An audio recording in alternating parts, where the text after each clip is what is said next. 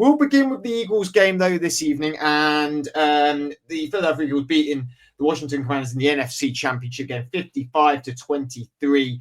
A staggering 21 points scored by the Eagles in the fourth quarter. I mean, it was a game that just got away from the Washington Commanders. But Gareth, I mean, you've watched the Eagles all season, and they've had one of the best players of the whole NFL season, Saquon Barkley.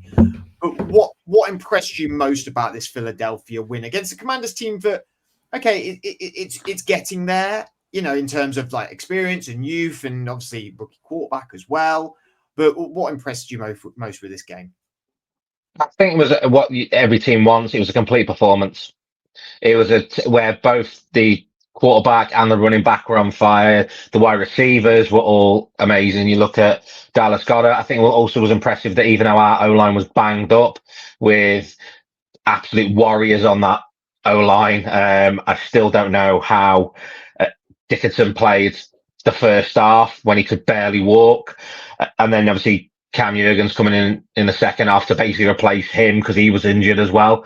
I think it was just a complete nature. It was nice not seeing Jake Elliott make mistakes. Long field goal he missed, but anything above 50 yards, you do take as can be a bit of a lottery. But it was just complete on all sides of the ball, offense, defense, and special teams. And that defense is an absolute monster.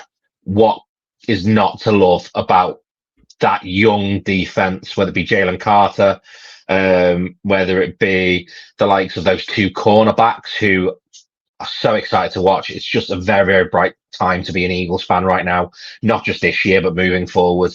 It looks impressive. Yeah, Cooper DeJean and Quinyon Mitchell both up for Defensive Rookie of the Year as well. And Jalen Carter, I think you missed out people like Nolan Smith on the edge, yeah. Jordan Davis. I mean, I know that was a few drafts ago now, but still young, still hungry. You've done exactly what a lot of people thought about the Eagles when they lost last time, was that like, right, how are we going to move forward? Like when they lost the Super Bowl against the Chiefs last time. I mean, it's Fletcher Cox, Brandon Graham. I know these players are still playing for you, but it was like, right, how are they going to move forward without these veterans? But they had a corner and linebacker, and I know, Zach Bannon isn't a young guy, but he's really, for me, Defensive Player of the Year, and you filled in them corner spots, you filled in the defensive line, and you filled that offensive line with before season even started, Jason Kelsey going, Cam Jurgens comes in, Landon Dixon's coming and filled in there. I mean, I worry for Dickerson. Hopefully, with it being over 2 weeks, just under 2 weeks off, he will recover well and be in that game because you're going to need all that talent there.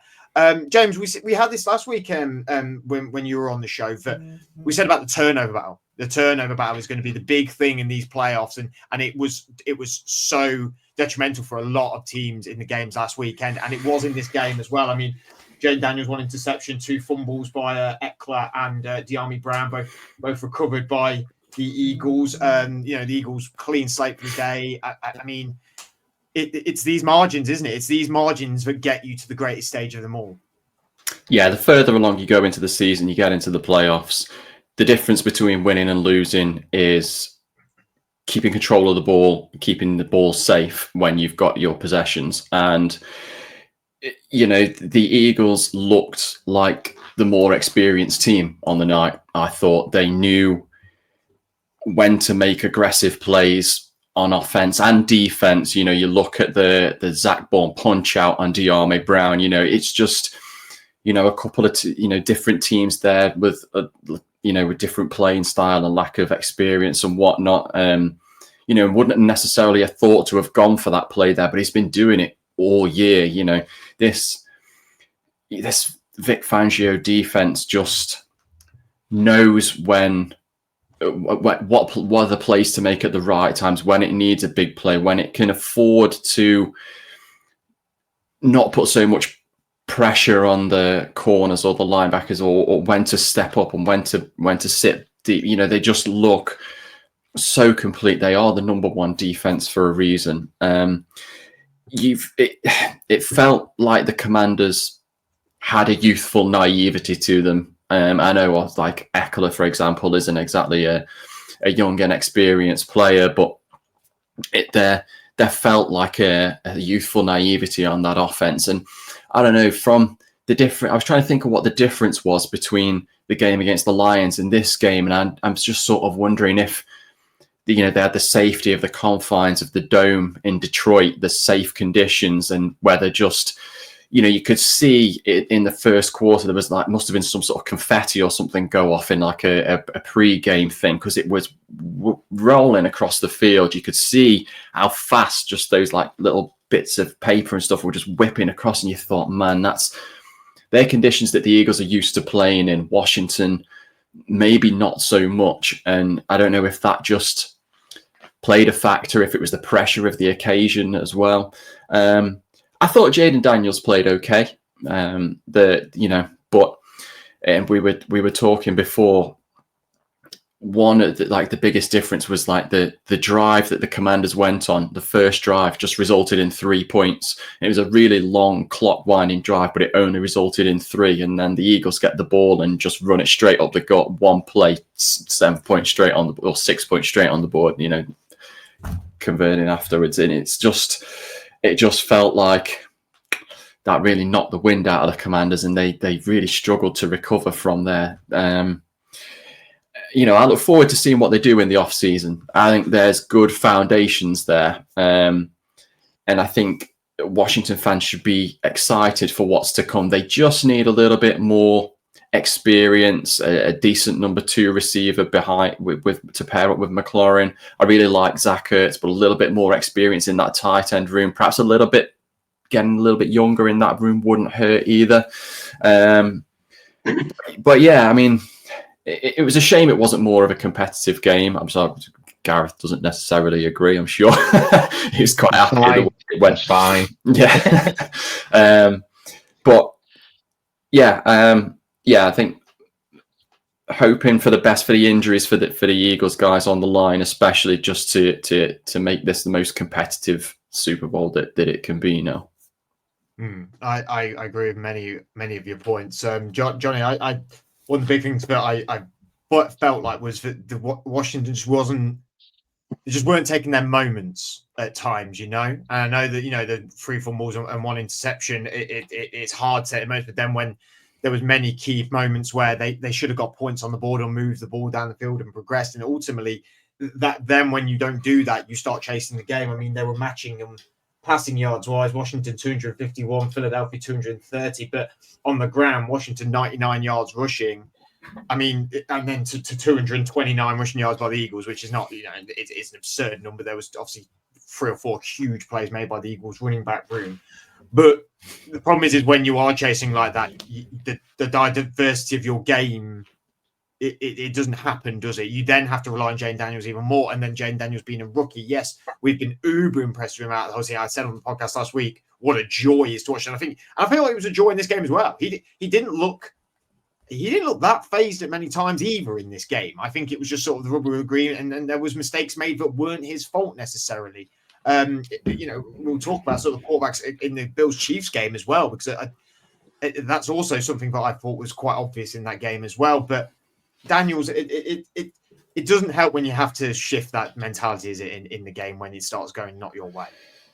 No, absolutely. I think that the guys have touched on it already. I think the big difference in this game simply was quality. The Eagles are, we've picked up Jayden Daniels, and even though Jalen Hurts had a really good game on Sunday, I think majorities are feeling that Jayden Daniels is probably ahead of him in the pecking order of QBs, but everywhere else, I don't think the Commanders on paper, and on the field, are better than the Eagles, and that showed with, like you say, Daniels was, I think, for the first 10 plays, was throwing the ball. They struggled to get the run game going, and the first big play of the game, Saquon Barkley taking it to the house with the first possession from scrimmage. So I think that set the tone, and it's nothing to take away from the season, I don't think, for the Commanders. I think,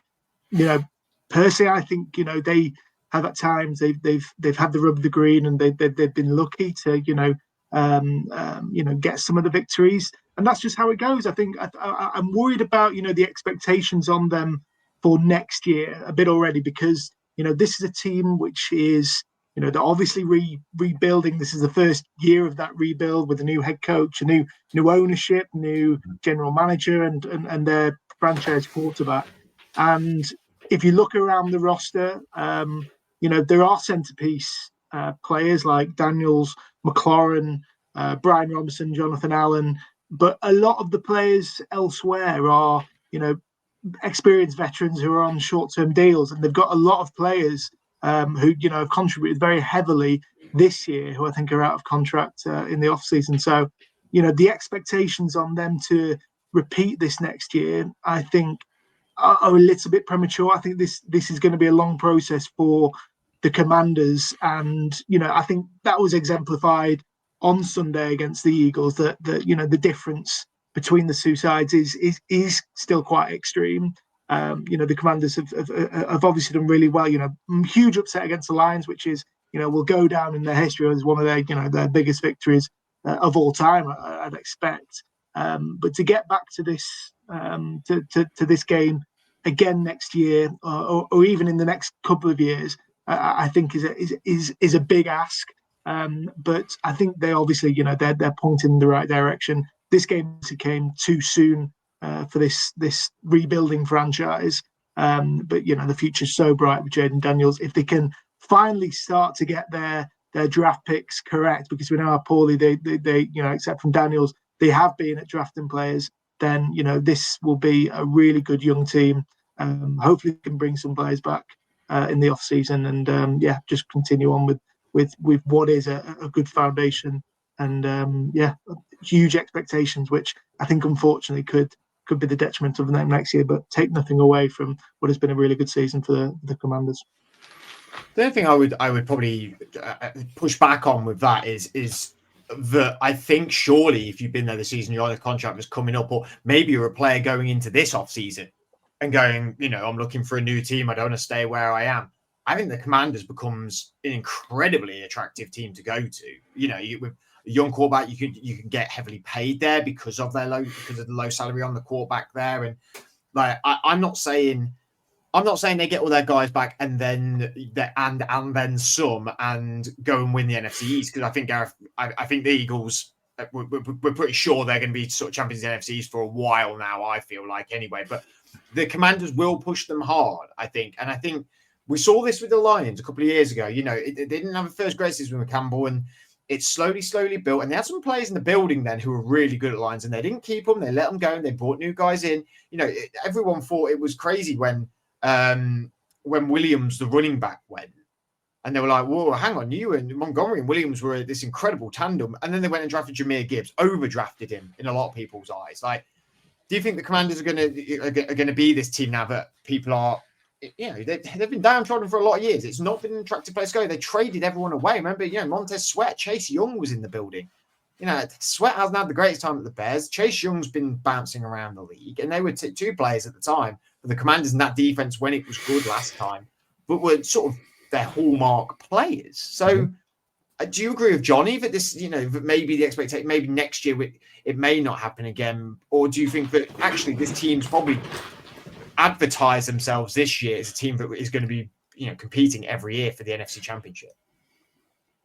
For me, I think if you're a offensive player, if you're a wide receiver, a tight end coming up on the free agent market, there is one team I want to go to, and that is the Commanders, and that is due to the quarterback they've got. If they can protect him and look after him, and don't have what happened over at Houston, where literally the O-line doesn't exist, and so Stroud's been running for his life this year, like, it could be very special over there. And as much as we say that I expect the Eagles to win it next year, it's also the NFC East, and no one repeats.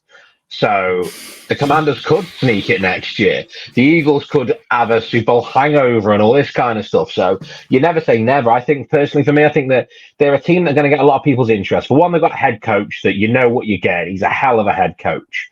I think Cliff Kingsbury's kind of got past the reputation of being a great first half season coach with how the second half of the season's gone. Because I remember you saying earlier on the season, Freddie, that what is it with Cliff Kingsbury and first half of seasons? And then the second half, teams usually fall apart a little bit. So hopefully he's got rid of those ghosts of seasons past. That was probably episode week 3 or 4 when they were going on, and we said, well, we've seen this program before where they've started very well. He went on a huge unbeaten run with Arizona when he was the head coach there, and it culminated in them doing nothing, and we were all disappointed by it. And yet, you're completely right. He's held that mantle all year. He's been fantastic. And I think it's just one of those things that I think as a team that I think they need to improve their running game. I think that was like in that game, how many times did they go, okay, we're going to run it now? And they just ran into a Jordan Davis and Jalen Carter wall and got a yard, which put them behind the sticks constantly. I think their aggressive play calling helps them. I think Dan Quinn, some of the play calling that was done in that game, like when they went for it. 2 fourth downs on that first drive that got them the 3 points. So I think as a team, they will be around. I think they're going to be a team that I expect to see in the playoffs next year. And I think they'll be a great place for free agents who want to go to. I think they're going to be the destination for a free agent this offseason. I think just to hit on something that you mentioned before, because I was going to sort of bring up this as a counterpoint to Freddie's counterpoint. I don't want to get caught in sort of an infinite countering loop here. But, I think there is a sort of a team to look and be aware of, which is Houston, where I think we will have said this about Houston last off season. This is because of how CJ Stroud played the year before, looked super hot, looked, like a great prospect. They bought in some big names.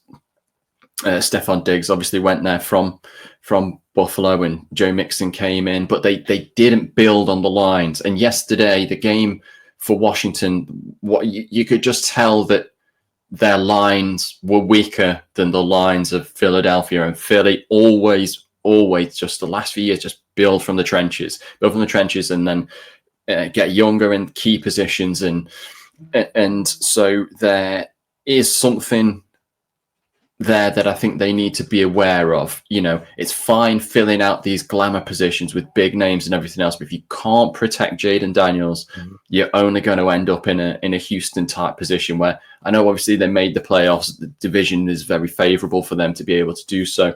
But you're just going to hit a brick wall if you're not given enough protection. So hopefully they recognize that. And they can look at Philly as an example in division. It's really hard to replicate what Philly do. They make so many great decisions. They're so individualistic in how they play. Yeah, and it seems like such an easy thing to say. Well, you just build from the trenches and you build out. Like, why isn't every team doing that? Well, because there just aren't enough of these players for everybody to go around. And, you've got to look at the drafts and think, there has been some favorable fall-ins to Philly, like why other teams haven't taken, like how Jalen Carter fell a few years ago and whatever else. And it is crazy to think that these things do keep happening to them, but you've got to be in the position. You've got to know your guys. You've got to do your scouting. You've got to do your due diligence on these players. And then you've got to pick them when they're there, and they're so savvy and they know what they're doing. And so a lot of teams, especially the teams in that division, if the Commanders are going to want to make a push, they're going to have to look at this kind of Philly model, I think, and try and replicate it as best as they can, in order to be able to be competitive. I think in the season, the 2 games that they played they were competitive to a point. It wasn't anything like this week. But you see where strength and depth comes into play as well for Philly. You were talking about the rotation on the line with Dickerson and Jurgens and whoever else. Washington just don't have that if anything happens. So, yeah, there's lessons to be learned from previous years with rookie quarterbacks and everything else. We always say that it's great to have a rookie QB. You can use that rookie deal and everything else, and you pay these skill position guys. But if you can't protect, if you can't get better on the line, if you can't protect the quarterback, you're just not going to go anywhere. Philly know that better than anybody else. So, yeah, it'd be interesting to see what they do. I think they've got a decent cap space. So, yeah, I think the other thing as well, though, is not every team has a Howie Roseman. Like that's the thing that I think is the key differential. I think that when you look at the roster that has been assembled there in Philadelphia, How many teams have the sheer volume of stars in every position imaginable? Like, and they do some smart stuff. Like, who thought a special teams outer linebacker could go on to be an inside linebacker absolute star? Who thought that Becton, who at the Jets seemed a bit of a bust, move him into guard, and he's had a hell of a year. They just seem to find these players that they remind me a little bit of like back in the day with the Patriots. How they used to find these players that people would discard, and then suddenly they turn into world beaters. And it just Howie Roseman is a very, very special general manager of which no other team can say they've got. And I think he is a differential to the Eagles. And the reason why we spend so much time in draft capital on the trenches is because we know we're going to pick up a player who's just going to magically slot in and do everything else. So I think that's where we are, and I think that's where the fortunate position we are in, that we have literally the best GM in football. God, he's so smug. We've got to go to New Orleans with him.